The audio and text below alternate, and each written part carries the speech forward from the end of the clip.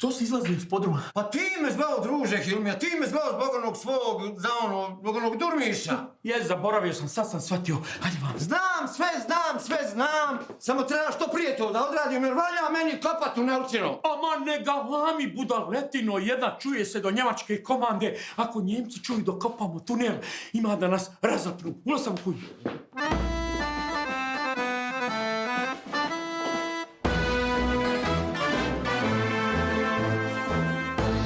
Kad on uđe, ti nastupaš da vidim. Pljunuo ti Goebbels, to je to. Gazda, otkud ti? Došao gazda da ti malo pomogne. Nema potrebe, može Durmiš sam. Ima potrebe, ja ću staklene čaše i finđane, a ti ćeš te džezve i kaščice. Hajde tamo u kuhinju, ali polako. Pa nije Durmiš jasno što mi ne daš da zaradim svoj dinar. Hajde kad ti kažem, polako u kuhinju si. Hajde, Hitler! Šta sam rekao, druže krhki? Ako ovaj rat potraje još, on će meni svo suđe pohlupat.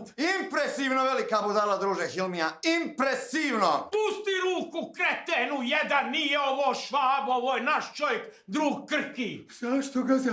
Će mi srce prekine. Jaj, konj onaj romsko, brdsko, livatski, bosanski. Uzimaj ove tace da još jednom probaš. Uzimaj, ajmo druže krhki, još jednom, molim vas, samo još jednom. Šta još jednom, Gazda? Još kada... Nema, druže, krhki ovdje ima, ali puno posla. Molim vas, vježbajte dok mu ne ostanu tacne u rukama, sve mi je stolnjake ufleko. Ne brinite, druže Hilmija, doveš se nje krhki u red.